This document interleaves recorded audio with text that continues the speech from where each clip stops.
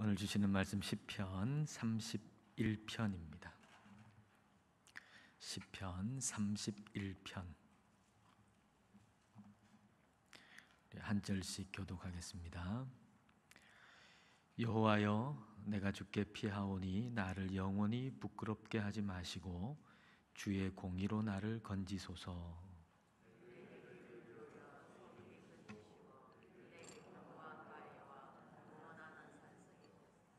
주는 나의 반석과 산성이시니 그러므로 주의 이름을 생각하셔서 나를 인도하시고 지도하소서.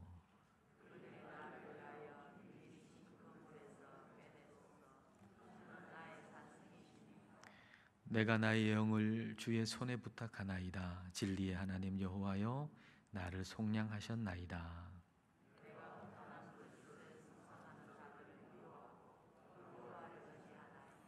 내가 주의 인자하심을 기뻐하며 즐거워할 것은 주께서 나의 고난을 보시고 환난 중에 있는 내 영혼을 아셨으며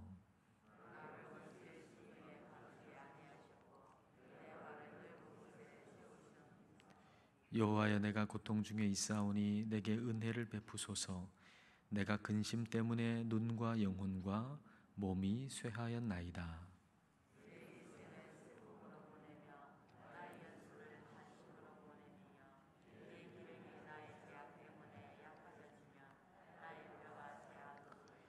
내가 모든 대적들 때문에 욕을 당하고 내 이웃에게서는 심히 당하니 내 친구가 놀라고 길에서 보는 자가 나를 피하였나이다.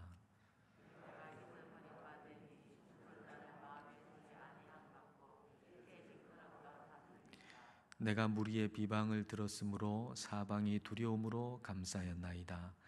그들이 나를 치려고 함께 의논할 때에 내 생명을 빼앗기로 꾀하였나이다.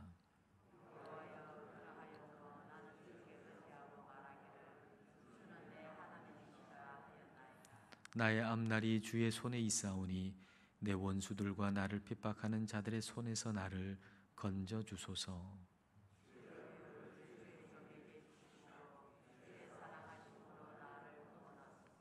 여호와여, 내가 주를 불러싸오니 나를 부끄럽게 하지 마시고 악인들을 부끄럽게 하사 수월에서 잠잠하게 하소서.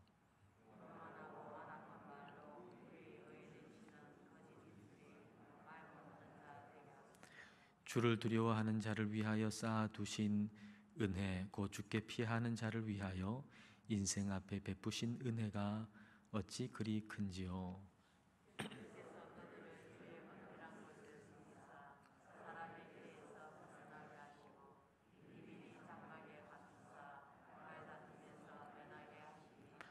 여호와를 찬송할지어다. 견고한 성에서 그의 놀라운 사랑을 내게 보이셨음이로다.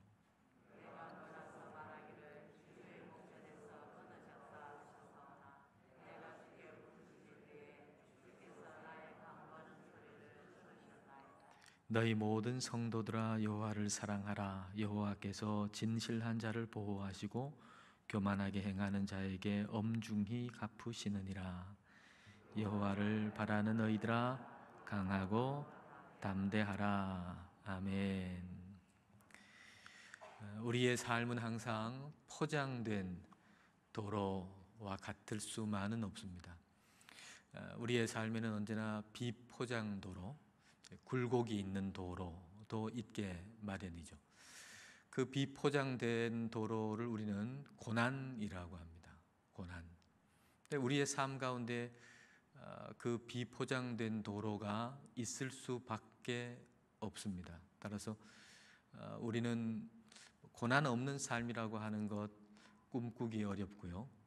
그래서 그 고난을 어떻게 통과할 것인가, 또 고난 가운데 우리가 무엇을 할 것인가 하는 것, 거기에 중점을 둬야 할 것입니다.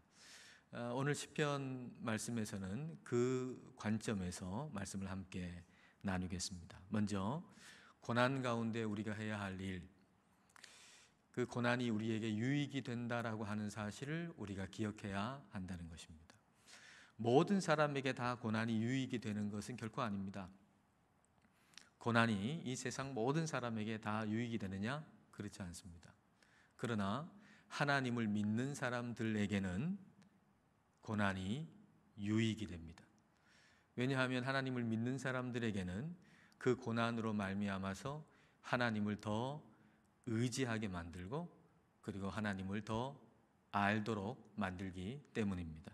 자, 2절부터 4절을 보겠습니다. 내게 귀를 기울여 속히 건지시고 내게 견고한 바위와 구원하는 산성이 되소서. 주는 나의 반석과 산성이시니 그러므로 주의 이름을 생각하셔서 나를 인도하시고 지도하소서. 그들이 나를 위하여 비밀이 친 그물에서 빼내소서. 주는 나의 산성이시니이다. 주는 나의 바위시고 주님은 나의 산성이시라고 반복해서 지금 다윗이 고백하고 노래하고 있잖아요. 근데 이렇게 주님은 나의 산성이시고 바위시다라고 고백하는 그 바울이 처한 상황은 어떤 상황입니까? 자, 11절, 12절입니다. 내가 모든 대적들 때문에 욕을 당하고 내 이웃에게서는 심히 당하니 내 친구가 놀라고 길에서 보는 자가 나를 피하였나이다. 내가 잊어버린 바 됨이 죽은 자를 마음에 두지 아니함 같고 깨진 그릇과 같으니이다. 다윗은 사람들한테 죽은 사람 같대요. 그리고 깨진 그릇 같다는 거예요. 깨진 그릇 거들떠 보지 않는 것처럼 이 다윗이 그렇게 사람들에게 외면당하고 잊혀진 존재라고 하는 것이죠. 근데 그런 고난 속에서 지금 다윗은 하나님께 부르짖고 있는 거예요. 하나님은 나의 반석이시고 산성이시라고 의지하고 붙들고 있는 것이죠. 그러니까 고난은 우리로 하여금 우리의 전 존재로 하나님을 의지하게 만드는 유익을 준다는 겁니다.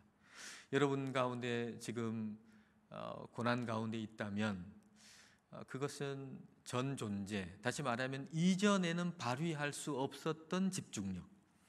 이전에도 내가 하나님을 믿었어요. 또 하나님을 나의 반석이라고, 나의 산성이라고, 또 하나님을 사랑한다고 고백도 했어요. 그런데 이전에 그렇게 고백하더라도 이전에는 발휘할 수 없었던 집중력, 정말 하나님이 나의 반석이시고 산성이시고 하나님을 사랑한다라고 하는 정말 농도 짙은 그 고백, 그게 고난 가운데 일어나게 되거든요. 그러니까 고난 가운데 전 존재를 들여서 이전에는 발휘할 수 없었던 집중력으로 하나님을 의지할 수 있다는 그것이 바로 고난이 주는 유익이라고 하는 사실을 우리가 기억해야 할 겁니다. 근데 이런 고난 가운데 있을 때 생각지도 못한 문제가 생기는 사람이 있을 수 있어요.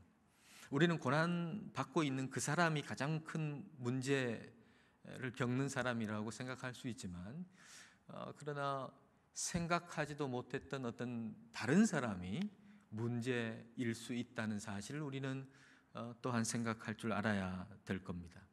그것은 바로 고난 당하는 사람 주변에 있는 사람이에요. 어떤 한 신학자가 이런 얘기했어요. 고통을 지켜보는 사람은 하나님에게서 멀어지고 싶은, 하나님을 거부하고 싶은 그런 유혹을 느끼게 된다. 그러나 고통당하는 당사자는 결코 하나님을 놓칠 수 없다.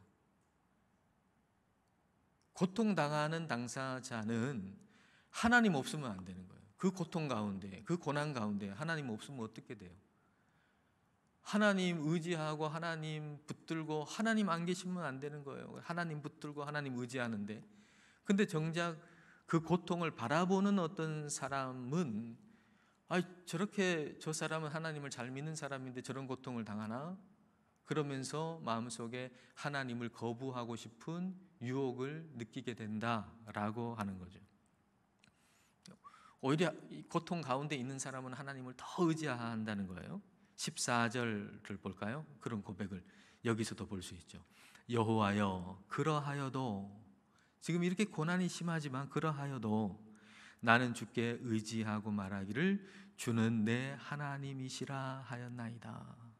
지금 고난이 있기 때문에 하나님, 이런 고난을 주시는 하나님은 하나님 아니야, 이럴 것 같은데, 고난을 당하고 있는 이 사람은 오히려 이런 고난과 어려움이 있다 할지라도 하나님은 여전히 나의 하나님이십니다 하고 하나님을 더 의지하고 더 붙드는 그런 모습을 우리는 보게 되죠. 근데 정말 생각도 못했던 사람이, 그 고난 가운데 있는 사람이 아니고 그 고난을 옆에서 보는 사람이 오히려 하나님을 거부하고 싶은 그런 마음이 들 수 있다는 얘기입니다. 자, 욥을 한번 생각해 보면 욥이 참 고난을 많이 당했잖아요. 근데 어찌 됐든지 간에 뭐 따지기도 했고 뭐 여러 가지 씨름도 했고 그런 과정 속에 한 번도 하나님을 놓치지 않았어요. 계속 하나님을 붙들고 씨름한 거예요. 뭐 따지는 것도 많이 따졌지만 그렇게 하나님을 계속 붙들고 하나님하고 씨름했는데, 근데 그걸 지켜보는 욥의 아내는 어땠는가 하는 거예요. 욥기 2장 9절을 볼까요? 그의 아내가 그에게 이르되 당신이 그래도 자기의 온전함을 굳게 지키느냐? 하나님을 욕하고 죽으라. 욥의 아내는 하나님을 떠나고 싶은 유혹을 받은 거죠. 물론 욥의 아내도 고난 당하는 사람이라고 할 수 있어요. 그의 가족에게 그런 어려움이 생겼으니까 욥의 아내도 고난 당하는 사람이라고 할 수 있어요. 근데 자기보다 더 심한, 그러니까 이 욥의 그 믿음이 얼마나 좋은지 그 아내는 알잖아요. 그리고 믿음이 좋은 그 욥의 믿음으로 말미암아서 그런 복을 받았다고 생각하고 있었는데, 근데 이런 고난을 당하고 자기보다 더 심하게 그 몸에 정말 몹쓸 질병까지 걸려가지고 그렇게 처참한 모습을 볼 때 욥의 아내의 마음속에는 하나님을 거부하고 싶은 마음이 든 거예요. 욥은 계속 어떻게 하든지 씨름하고 있는데 욥의 아내는 그냥 하나님 거부하고 욕하고 뭐 그렇게 죽으라고 할 정도로 그런 하나님을 거부하고 싶은 마음이 생긴 것이죠. 우리가 고난 가운데 있을 때, 또 우리가 고난에 대해서 생각할 때 고난 당하는 사람만이 아니라 그 고난을 가까이에서 지켜보는 가족들을 위해서 기도해야 된다라고 하는 사실을 여기서 유추해서 알 수 있어요. 우리는 고난 당하는 사람만 위해서 기도하면 다 될 것 같잖아요. 근데 정말 그 고난 가운데 위기에 처한 사람은 그 고난 당한 사람뿐만 아니라 그 고난 당하는 사람을 가까이에서 지켜보는 사람들이에요. 뭐 가까이에 있는 가족들이라고 할 수 있겠죠. 그래서 우리는 고난 당하는 사람을 위해서 기도할 뿐만 아니라 그 고난 당하는 사람을 가까이에서 지켜보는 가족들을 위해서도 우리는 기도해야 하는 것이죠. 그렇게 신실하던 우리 아버지가, 그렇게 신실하게 믿는 우리 어머니가, 그렇게 신실하게 하나님을 예배하는 우리 아내가, 남편이 어떤 육신의 질병이 걸리거나 또는 어떤 고난, 어려움을 당하게 될 때 당사자는 정말 끝까지 하나님 붙들고 기도해요.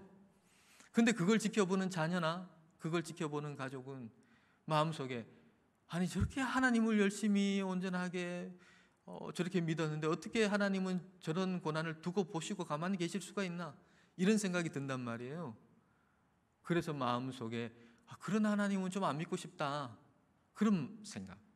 또 나도 저렇게 우리 가족, 우리 아버지, 어머니 저렇게 신실하게 믿었는데 고난 당하는 거 보면 나도 예수님 열심히 믿으면, 나도 열심히 신실하게 믿으면 나도 저런 고난을 당하지 않을까라고 하는 잘못된 두려움까지도 생길 수 있다는 얘기죠.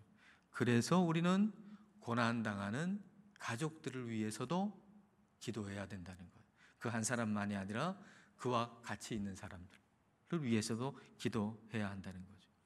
고난 당하는 일을 가까이에서 지켜보는 사람들이 그 고난만 보는 게 아니고 그 고난을 통해서 하나님이 주시는 것도 보는 거죠. 고난의 불만 보는 게 아니고 그 고난의 불을 통해서 익어져 가고 있는 열매도 같이 볼 수 있도록 우리는 기도해야 한다는 것입니다. 두 번째로 고난 중에 우리가 할 일, 그것은 하나님의 절대적인 주권 섭리를 인정해야만 한다라는 겁니다.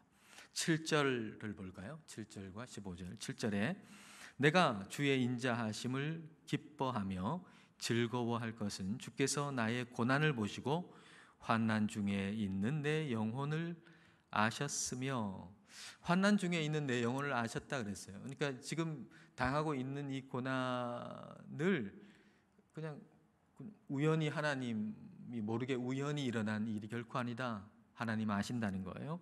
15절에 나의 앞날이 주의 손에 있사오니 내 원수들과 나를 핍박하는 자들의 손에서 나를 건져내소서. 나의 미래도 역시 하나님의 손에 있다는 거예요. 지금 내가 당하고 있는 고난도 하나님 아세요. 그리고 그 고난 이후에 또 어떻게 될 것인가, 그 미래도 우리 하나님이 알고 계시다는 거예요. 그러니까 하나님이 주관하고 계시고 하나님이 섭리하고 계시고 모든 걸 다 알고 계시기 때문에 우리는 기도해야 된다는 거예요. 지금 이 고난 가운데 있는 나를 아세요. 이 고난이 끝나고 나서 어떻게 우리의 인생을 이끌고 가실지를 하나님은 다 알고 계세요. 그러므로 그 하나님께 지금 고난 중에도 계속해서 기도해야 한다라는 것입니다. 근데 어떤 분들은 생각할 겁니다. 하나님이 그럼 모든 걸 다 알고 계시면, 지금 고난당하는 것도 알고 앞으로 어떻게 될 것도 알고 다 알고 계시다면은 그럼 기도할 이유가 뭐가 있겠는가? 내가 기도 안 해도 하나님 다 아신다는데 내가 기도할 건 뭐가 있겠는가? 이렇게 생각할 수도 있을 겁니다. 근데 오히려 반대예요. 하나님이 그걸 알고 계시기 때문에 기도하는 거예요. 하나님의 절대 주권을 완벽하게 인정하기 때문에 기도하는 거예요. 내 인생이 주님의 손안에 있다는 걸 분명히 믿기 때문에 더 기도하는 거예요. 예수님이, 베드로가 예수님 부인할 걸 아셨잖아요. 3번 예수님 모른다고 하실 걸 아셨잖아요. 닭 울기 전에 그렇게 하실 걸 또 아셨잖아요. 그리고 나서 회개하고 또 회복될 것도 아셨잖아요. 다 아셨으니까 예수님은 기도 안 하셔도 되셨나요? 아니, 오히려 다 하셨지만 하나님 아버지의 절대 주권을 인정하시고 기도하셨어요. 예수님이 본을 보여주셨어요. 누가복음 22장 31절 32절입니다. 시몬아 시몬아, 보라, 사탄이 너희를 밀가부르듯 하려고 요구하였으나 그러나 내가 너를 위하여 내 믿음이 떨어지지 않기를 기도하였노니 너는 돌이킨 후에 내 형제를 굳게 하라. 예수님은 하나님의 절대 주권을 인정하고 기도하셨어요.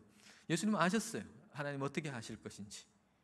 이렇게 부인했지만 다시 회복될 걸 아셨어요.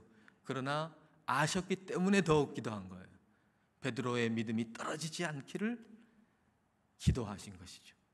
우리 역시도 마찬가지. 하나님의 절대 주권을 인정할 때 우리는 더 기도하게 되죠. 하나님이 내 인생을 붙들고 계신다고 하는 걸 알 때 그걸 희미하게 생각하면 잘 기도하지 않게 돼요. 그러나 하나님이 내 인생을 분명히 붙들고 내 미래를 아신다고 하는 걸 우리가 분명히 알면 우리는 더 기도하게 되는 것이죠. 우리가 우리의 가까운 사람을 위해 고난당하는 사람, 그리고 그 고난당하는 사람에 가까이 있는 사람, 또 우리가 비록 지금 고난당하고 있지 않더라도 우리 가까이 있는 사람이 누가 고난을 당하고 있다면 우리가 그렇게 기도해야 될 거예요. 하나님께서 그 인생을 전부를 아신다는 걸 깨달아 알 수 있게 도와주셔서 계속 기도할 수 있게 해달라고, 또 하나님께서 원하시는 것이 그 인생에 이루어지게 해달라고 우리는 기도해야 할 것입니다. 3번째, 고난 중에 우리가 할 일, 고난 중에 쌓아두신 하나님의 은혜가 있다는 걸 아는 거예요. 고난 가운데 하나님께서 쌓아두신 은혜가 있다는 걸 아는 거예요. 그걸 보는 거죠. 19절을 볼까요? 주를 두려워하는 자를 위하여 쌓아두신 은혜, 곧 주께 피하는 자를 위하여 인생 앞에 베푸신 은혜가 어찌 그리 큰지요. 주를 두려워하는 자, 주님을 경외하고 또 사랑하고 예배하는 자, 그 사람을 위해서 쌓아두신 은혜가 있다는 겁니다. 하나님은 우리를 위해서 쌓아두신 은혜가 있어요. 근데 그게 잘 안 보이죠. 특별히 고난 당할 때는 그게 더 잘 안 보이죠. 하나님이 우리를 위해서 쌓아두신 은혜가 있다고? 과연 정말 있는 걸까? 우리가 참 어려움을 당하거나 힘든 일을 당할 때는 그게 잘 보이지를 않아요.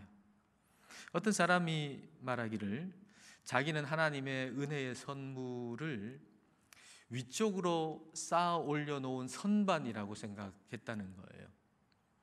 하나님은 어떤 선반 위에다가 은혜를 이렇게 쌓아두시는데, 나를 위해 위쪽으로 이렇게 쌓아두신다는 거죠. 그렇게 생각했다는 거예요.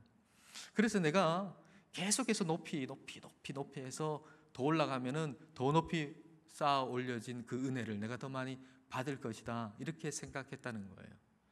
그런데 나중에 깨닫게 된 사실은 하나님이 높은 쪽으로 계속 선반을 쌓아 올려가지고 은혜를 거기에 쌓아 두시는 게 아니라 아래쪽으로 은혜를 쌓아 두신다는 사실을 깨닫게 됐다는 거예요. 그 은혜의 선반은 위쪽으로 되어 있는 게 아니고 아래쪽으로 계속 쌓이는 거죠. 그래서 그 은혜를 받기 위해서는 내가 더 낮아지고 더 내려가야만 더 큰 은혜를, 하나님의 은혜를 보게 되고 누리게 되고 찾게 된다라고 하는 걸 깨달았다는 거예요. 여러분, 하나님께서 우리를 위해서 쌓아두신 은혜가 있어요. 그건 어마어마한 은혜죠. 그런데 그 은혜는 위쪽이 아니고 아래쪽으로 쌓아놓으신 은혜다라고 하는 거예요. 그래서 그걸 발견하기 위해서는 우리는 낮아져야 되는데, 그렇지 않으니까, 우리가 위쪽에 은혜가 있는 줄 알고 계속 올라가려고 하니까 하나님은 우리를 고난이라고 하는 걸 통해 가지고 우리를 낮추셔서 은혜가 여기 있어 라고 하는 걸 찾고 누릴 수 있게 하신다라는 거죠. 존 밀턴의 신라권에 보면은 존 밀턴이 먹지 말라고 한 열매, 하나님께서 먹지 말라고 한 열매를 아담과 하와가 이렇게 따먹는 장면을 이렇게 묘사를 해요. 그 나무에 우리 하나님이 먹지 말라고 한 열매가 높이 달려 있어가지고 아담이 한껏 자기의 발을 이렇게 펼치고 자기의 발을 이렇게 더 자기를 높여가지고 금지된 열매를 따먹는 장면을 묘사하고 있어요.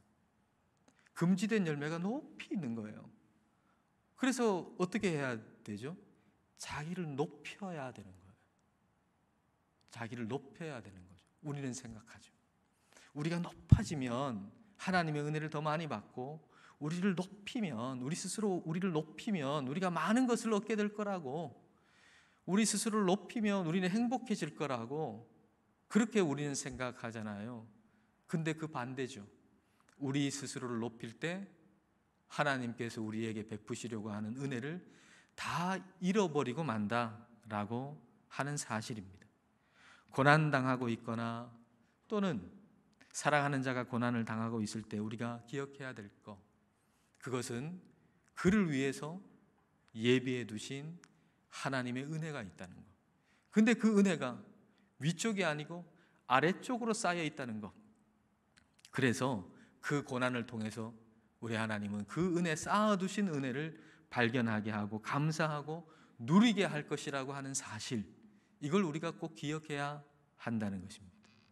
마지막으로 고난당할 때 이 고난을 통해서 다른 사람을 선한 대로 이끄는 자가 되게 하신다라는 거예요. 고난이라고 하는 것이 다시 말하면 나한테만 유익이 되는 게 아니고 다른 사람에게도 유익이 된다라는 얘기입니다. 23절, 24절입니다. 너희 모든 성도들아 여호와를 사랑하라. 여호와께서 진실한 자를 보호하시고 교만하게 행하는 자에게 엄중히 갚으시느니라. 여호와를 바라는 너희들아 강하고 담대하라. 다윗이 지금 고난을 받으면서 지금 자기 자신이 큰 유익을 받잖아요. 그걸 깨닫고 지금 누구한테 얘기하는 거예요? 다른 이들에게. 고난을 겪은 다윗이 다른 이들에게 너희 모든 성도들아 여호와를 사랑해라. 여호와를 바라는 너희들아 강하고 담대해라. 그러니까 이 고난을 통해 가지고 우리 하나님을 더 의지하고 더 붙든 사람이 다른 사람을 하나님께로 더 가까이 인도하는 그런 역할을 하게 된다라고 하는 것이죠. 고난은 나를 썩게 만드는 게 아니에요. 고난은 흘러가게 해서 다른 이까지도 살리게 만드는 것이 바로 고난이에요. 그럼 고인 웅덩이는 썩잖아요. 그러니까 우리가 우리 자신만을 위해서 계속 우리 자신을 자꾸 키우고 뭐 높아지고 뭐 이것만 생각하고 살다 보면 고인 물처럼 썩어버려요.